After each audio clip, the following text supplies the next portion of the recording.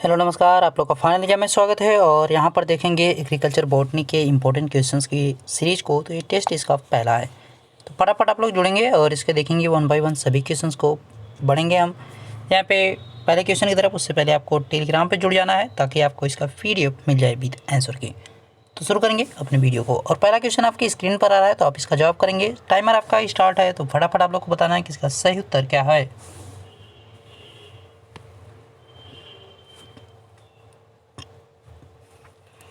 प्रश्न है, which of the following is not a characteristic of first cultivar thallophytes. यहाँ पे थैरोफाइट्स की बात कर रहा है, तो इसमें जो है कौन सा उसका लक्षण नहीं है, तो उसके बारे में कह रहा है। निम्न में से प्रथम उपजात थैरोफाइट की विशेषता नहीं है। पहला है, इस जगत के पौधों में जड़, तना, पत्ती इत्यादि में भिन्नता नहीं होती है। There is no difference in the roots, stem, leaves etc in the plants of its this world. एकदम सही है। आपका जो है किसके बारे में कह रहा है, थैलोफाइटा की ही विशेषता बता रहा है। प्रथम उपजात थैलोफाइटा की ही विशेषता को बता रहा है, पहला सही है। दूसरा कह रहा है, ये एक कोशिकीय के साथ साथ बहुकोशिकीय भी होते हैं। They are the unicellular as well as multicellular. ये भी आपका सही है, यानी यहाँ पे आपका सेकेंड भी सही है। आगे कह रहा है थर्ड वाला, इन पौधों में भ्रूण नहीं बनते हैं। Embryos are not form in these plants. ये भी आपका सही है। आगे कह रहा है, इसमें पीढ़ी एकांतरण स्पष्ट रूप से होता है। देखो भाई, ये जो खासियत आपके यहाँ पे बता रहा है चौथा, वो गलत है। गलत क्यों है? क्योंकि ये जो है उपजात सेकेंड जो एम्ब्रोफाइट्स होते हैं उसकी विशेषता को बता रहा है, यानी आपका यहाँ पे डी ऑप्शन डिफरेंट हो जाएगा। There is not a clear generational shift in this, यानी डी आपका आंसर यहाँ पे हो जाएगा। ठीक है, अगला प्रश्न स्क्रीन पर जवाब करेंगे, इसका सही उत्तर क्या है।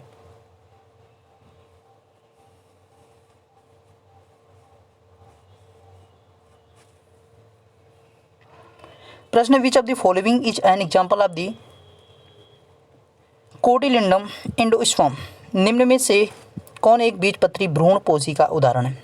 देखो, इंग्लिश और हिंदी दोनों में किया जाएगा, तो वीडियो हमको लग रहा है काफ़ी लंबा हो जाती है, इसलिए ठीक है एक ही में मैं करने की कोशिश करूँगा ताकि जो है वीडियो आपका शॉर्ट रहे और आपके सभी क्वेश्चन भी कम समय में हो जाएँ। ठीक है, तो मैं हिंदी में पढ़ता जाए, बाकी जो है इंग्लिश वाले जो होंगे वो अपना हिंदी में इंग्लिश में देख लीजिएगा। कोई दिक्कत अगर कहीं होगी तो उसको हमें कमेंट कर दीजिएगा। ठीक है, कह रहा है निम्न में से कौन एक बीजपत्री भ्रूण पोषी का उदाहरण है।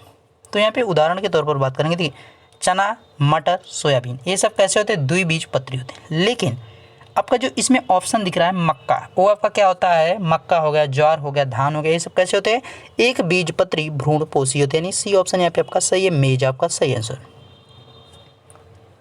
अगला प्रश्न देखिए, बहुत अच्छा क्वेश्चन है आपका, इसको समय दुगना कर दिया जाएगा ताकि आप इसको जो आराम से कर सकें।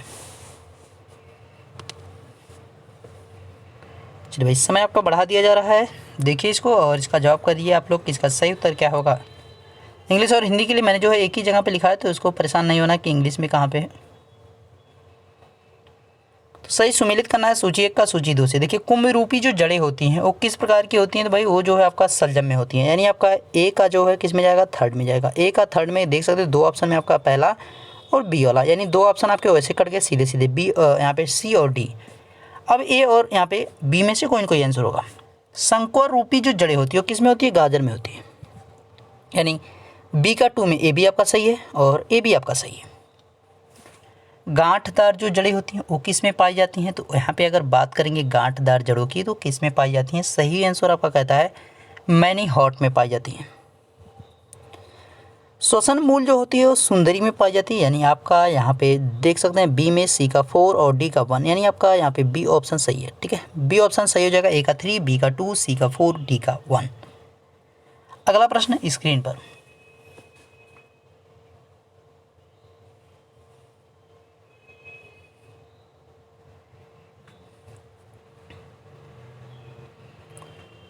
कह रहा है कि इनका तना काष्ठीय होता है और लंबाई औसतन 1 से 3 मीटर होती है। किसकी खासियत के बारे में बता रहा है, तो ये झाड़ियों की बात बता रहा है कि इनकी जो औसतन एक एवरेज लंबाई यहाँ पे बताया जा रहा है कि 1 मीटर से 3 मीटर के बीच में हो सकती है, मतलब उससे थोड़ा बहुत ज़्यादा भी हो सकती है, लेकिन मतलब एक जो है एक एवरेज ये है कि मतलब इतना जो है लगभग होती है। ये बहुवर्षीय भी होते हैं। ठीक है, ध्यान रखना, ये बहुवर्षीय पौधे भी होते हैं, और जैसे कि आपका मेहंदी हो गया, करौंदा हो गया, ये सब जो इसी के अंदर आता है। वृक्ष की बात करेंगे तो वृक्ष जो है इनकी लंबाई जो है 3 मीटर से अधिक हो सकती है। ठीक है, बहुवर्षीय होते हैं, 3 मीटर मतलब जो है मिनिमम 3 मीटर, बाकी उससे अधिक जो है आपकी कितनी भी हो सकती है। विसर्पी की बात करेंगे तो ये दुर्पल जो है तने का प्रकार होता है, ठीक है, ध्यान रखिएगा इस चीज़ का आप। और जो डी वाला आपका साग दिख रहा है, साग सब्जी की बात कर रहे हैं, तो इनकी लंबाई कुछ सेंटीमीटर से लेकर जो है लगभग 1 मीटर तक हो सकती है, ठीक है, ध्यान रखिएगा इन चीज़ों का। बढ़ते हैं अगले प्रश्न की तरफ। और अच्छा, यहाँ पे जो साग वाले होते हैं ये कैसे हो सकते हैं, इनमें सभी खासियत पाई, जैसे अल्पकालिक, वार्षिक, द्विवार्षिक, बहुवार्षिक, सभी चीज़ होती है, ठीक है। सभी खासियत किसमें, साग वाले जो होते हैं, यानी जो लास्ट ऑफ का हर्ब्स है उसमें। अगले प्रश्न को देखिए और अगले प्रश्न का आप जवाब करेंगे। अगले प्रश्न का सही उत्तर क्या होगा।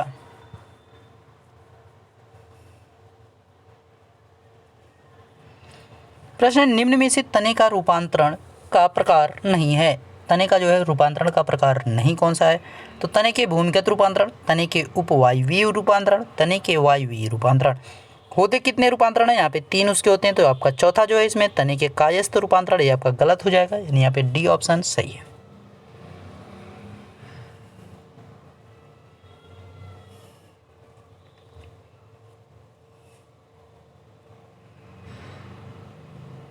प्रश्न है सल्क पत्र है, सल्क पत्र की बात कर रहा है, तो सल्क पत्र क्या होती है, पत्ती होती है। सल्क पत्र क्या होती है, पत्ती होती है। तो ये जो है स्तंभ जो होते हैं उनकी संधियों पर पाए जाते हैं, रॉड्स जो होते हैं उनकी बात कीजिए, संधियों पर पाए जाते हैं, पाई जाती हैं, वहाँ पे कर लीजिएगा क्योंकि पत्तियाँ हैं, फीमेल है।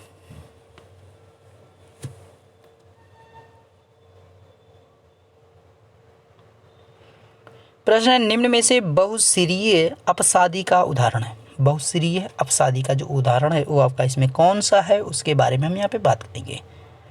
तो यहाँ पे आपका पपीता जो होता है, तोरई होती है, रेंडी होती है, ये सब किस में आते हैं, आपके बहुशिरीय अपसादी के अंतर्गत आते हैं, ध्यान रखिएगा इस चीज़ का।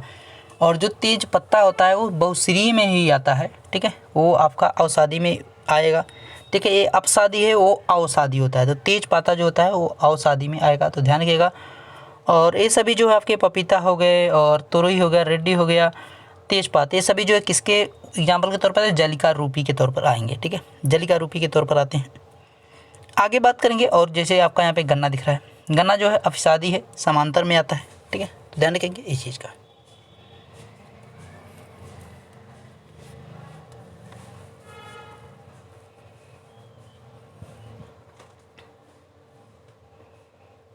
प्रश्न है, स्पाइक में पुष्प अवृंत होते हैं जैसे, तो जैसे क्या भाई, लटजीरा में, चौलाई में, पालक में, यानी आपका यहाँ पे डी ऑप्शन हो जाएगा, ठीक है। स्पाइक में पुष्प अवृंत होते हैं। इंग्लिश में आपका शायद गड़बड़ है भाई, पीडीएफ में सही कर दीजिएगा, तो परेशान नहीं होइएगा, पीडीएफ में हम सही कर देंगे, ठीक है, पीडीएफ में सही कर दिया जाएगा, परेशान नहीं होइएगा।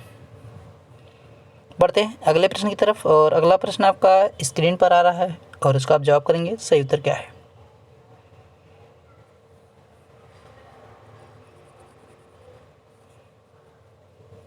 निम्न में से बबूल में किस प्रकार की पत्तियां पाई जाती हैं। बबूल की पत्तियों की बात कर रहा है, तो बबूल में जो पत्तियां होती है द्विपिच्छकी होती हैं, यानी आपका यहाँ पे बी ऑप्शन सही है, ठीक है।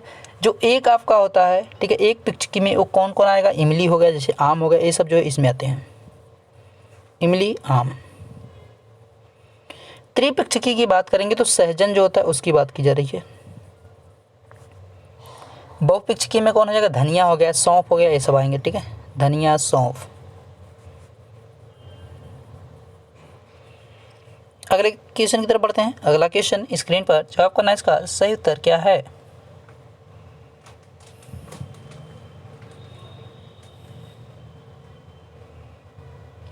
एक ही पौधे पर उपस्थित दो पुष्पों के मध्य होने वाला परागण क्या कहलाता है, तो इसको क्या कहेंगे, यहाँ पे सही उत्तर की बात करेंगे, गिटोनोगैमी की बात करें, गिटोनोगैमी कहते हैं, ठीक है, गिटोनोगैमी कहा जाता है उसको, तो इस चीज़ का ध्यान रखिएगा, ठीक है। और परागकोश से जो है पराग कणों का बनना एवं उनका जो है विकास करना क्या कहलाता है, लघु बीजाणु जनन कहलाता है, ठीक है, लघु बीजाणु जनन कहलाता है, तो इस चीज़ का भी आपको ध्यान रखना है। और अनिषेक जनन की बात कर रहा है, तो बिना अंडे के जो है, यानी बिना जो है निषेचन के जो अंडे आपके यहाँ पे विकसित हो जाते हैं, बिना निषेचन के ही जो अंडे विकसित हो जाते हैं उन्हें हम कहते हैं अनिषेचक जनन कहा जाता है, ठीक है, तो ध्यान रखिएगा इस चीज़ का भी। अगला प्रश्न जवाब करेंगे, सही उत्तर क्या है।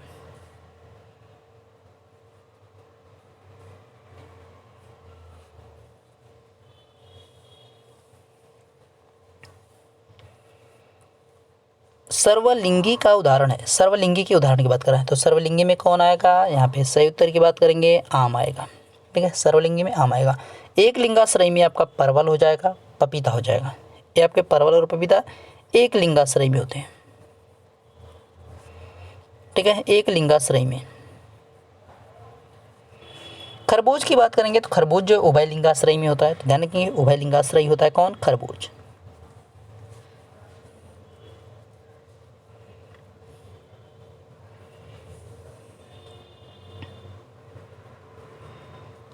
मिटोसिस यानी सब सूत्री विभाजन की बात कर रहा है, सूत्री विभाजन की बात कर रहा है। और यहाँ पे जो मियोसिस रहता है तो अर्धसूत्री विभाजन हो जाता है। दोनों चीज़ें अलग अलग, मिटोसिस और मियोसिस। मियोसिस रहेगा अर्धसूत्री विभाजन, और अगर यहाँ पे मिटोसिस है तो आपका सूत्री विभाजन केवल होता है। कह रहा है मिटोसिस की खोज किसने की थी, तो मिटोसिस की जो खोज की गई थी, सही उत्तर की बात करेंगे तो डब्ल्यू फ्लीमिंग के द्वारा की गई थी। ठीक है, लुई पास्चर की बात करेंगे तो लुई पास्चर के द्वारा रेबीज टीके की बात की गई है, यहाँ पे उसकी खोज की गई है। और यहाँ पे फार्मर और मूरे ने जो है अर्धसूत्री विभाजन की खोज की थी। मियोसिस जो होता है अर्धसूत्रीय विभाजन।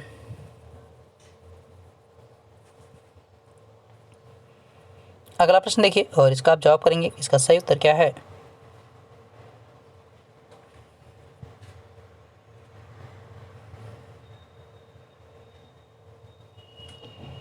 सूत्री विभाजन की कितनी अवस्थाएं होती हैं, तो सूत्री विभाजन की होती हैं 4 अवस्थाएं।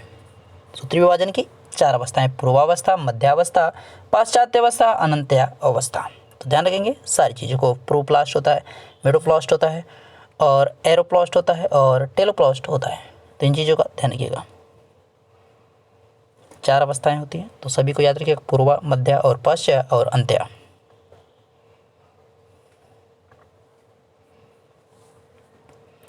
अर्धसूत्री विभाजन में किस अवस्था में समजात गुणसूत्र का प्रत्येक अर्ध गुणसूत्र एक दूसरे से अलग होने लगते हैं। तो ये कंडीशन कब होती है, आपका यहाँ पे डिप्लोटीन कहा जाता है।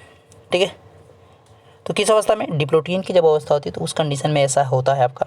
लेकिन क्या होता है कि कभी कभी जो है कुछ कंडीशन में कुछ स्थानों पर एक दूसरे के साथ ही क्रॉस बनाने लगते हैं। क्रॉस हो जाता है तो उसको की इस्मेटा कहा जाता है, की इस्मेटा कहा जाएगा जब यहाँ पे क्रॉस बनाने लगते हैं। ठीक है, ध्यान रखेंगे। अगर पैक्टिन की बात करेंगे तो ये होता क्या है कि इस अवस्था में जो है प्रत्येक गुणसूत्र की लंबाई जो है क्या होती है, वो फटने लगती है, यानी जो बटने लगती है। उसके कारण क्या होता है, समजात गुणसूत्र युग्म के 4 पार्टों में डिवाइड हो जाता है।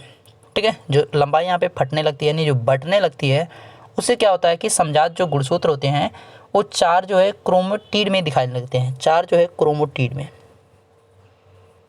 4 क्रोमेटिड में दिखाई देते हैं। तो ध्यान रखिएगा, 21 वजह से होते हैं। और इसी 4 जो यहाँ पे क्रोमेटिड होते हैं, इसी को जो है यहाँ पे चतुर्थ संयोजक अवस्था कहा जाता है। ये पैक्टिन में होता है, ध्यान रखेंगे इसका भी आप लोग। अगले प्रश्न को देखिए और अगले प्रश्न का आप जवाब करेंगे कि अगले प्रश्न का सही उत्तर क्या होगा।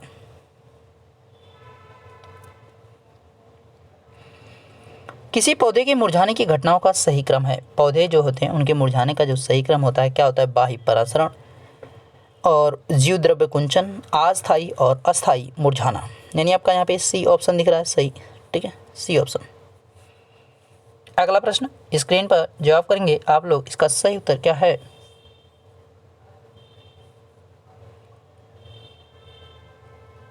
प्रश्न है ग्लाइकोलाइसिस में इसकी आवश्यकता नहीं होती है। तो किसकी आवश्यकता की बात कर रहा है, तो भाई ऑक्सीजन की बात कर रहा है। ठीक है, अगले प्रश्न को देखिए और अगले प्रश्न का आप जवाब करेंगे। अगले प्रश्न का सही उत्तर क्या है।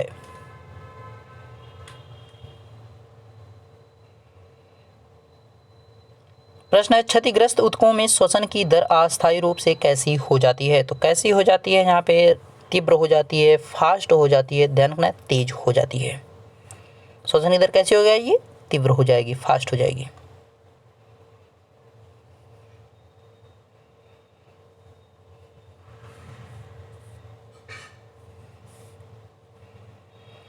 सोलेनेसी कुल में पोलीमोनियल्स क्या है।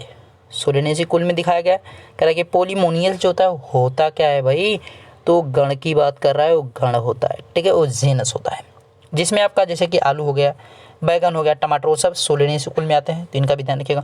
अब इसमें जो आपका वर्ग होता है, जो क्लास होता है, उसकी बात करेंगे। जो वर्ग आपका है क्लास है उसका नाम क्या रखा गया है? तो डाइकोटी लिख दे रहा हूँ, डाइकोटिलीडन्स,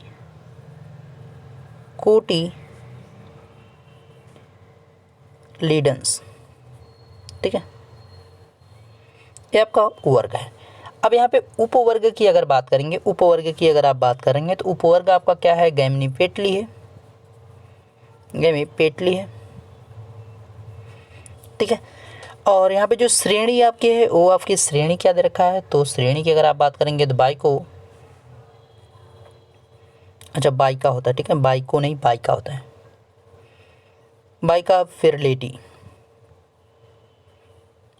फिरलेटी होता है क्या? श्रेणी होता है। गण आपने देख ही लिया है, यहाँ पे पोलीमोनियल्स होता है, क्या होता है? एक गण होता है यानी जीनस होता है। कैटेगरी आपका बाइकॉर्पेलिटी होता है।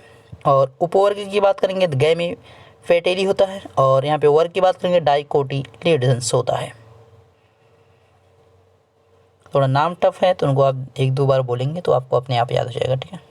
और कुल जो आपका सोलेसी है तो भी ध्यान रखिएगा, सोलनेसी आपका कुल हो जाएगा यहाँ पे।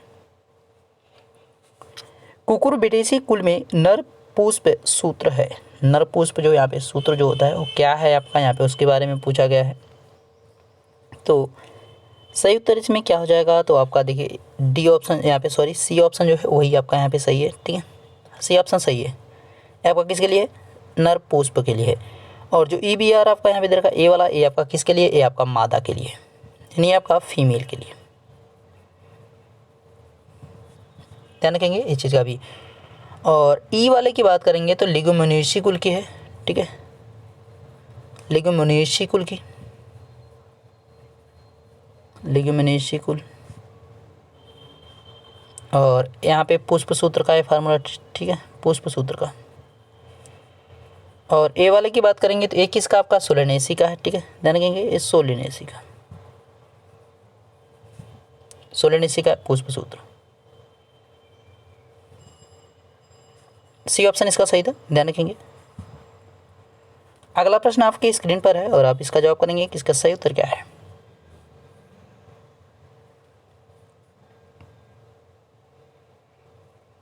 प्रश्न है, प्राकृतिक वर्ण का सिद्धांत किसने प्रतिपादित किया था? प्राकृतिक वर्ण का जो सिद्धांत है किसके द्वारा दिया गया था? डार्विन के द्वारा दिया गया था, ठीक है। नेचुरल सिलेक्शन की बात कर रहा है, इंग्लिश में देखिए नेचुरल सिलेक्शन लिखा हुआ है। तो अगर आपको यहाँ पे प्राकृतिक वर्ण नहीं समझ में आएगा तो ध्यान दीजिएगा, इंग्लिश में भी कुछ वर्ड्स ऐसे होते हैं जो ईजी लगते हैं।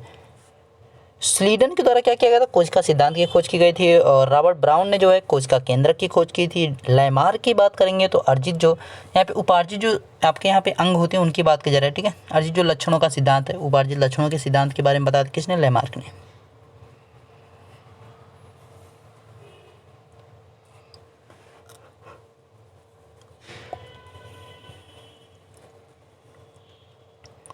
वायरस शब्द किसने दिया था? वायरस शब्द की बात की जा रही, किसने दिया? तो विजय रनिक के द्वारा दिया गया था, ठीक है, ध्यान रखना सी ऑप्शन यहाँ पे आपका सही है। और इवाना विस्की की बात करेंगे तो इनके द्वारा जो है विषाणु की खोज की गई थी, ठीक है, इनके द्वारा विषाणु की खोज की गई थी। अगले प्रश्न को आप जवाब करेंगे, अगले प्रश्न का सही उत्तर क्या है?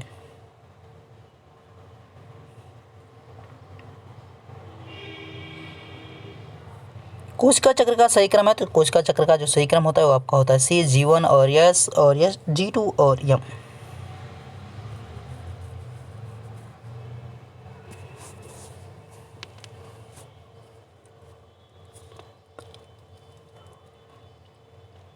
स्वाइन फ्लू का संक्रमण होता है, स्वाइन फ्लू के संक्रमण की बात कर रहा है तो किससे होता है? विषाणु से होता है, वायरस से होता है।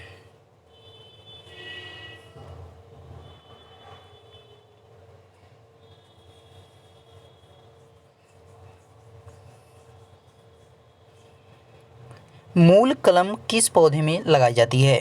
तो मूल कलम की बात कर रहा है जो आप कटिंग करते हैं, ठीक है, जो हाइब्रिड आप बनाते हैं, जो संकर कराते हैं, वही चीज़ की बात की जा रही है। तो मूल कलम किस पौधे में लगाई जाती है? तो यहाँ पे अगर सही उत्तर की बात करेंगे तो नींबू का हो जाएगा, ठीक है, नींबू आपका यहाँ पे सही उत्तर है। अगले प्रश्न को देखिए और इसका आप जवाब करेंगे।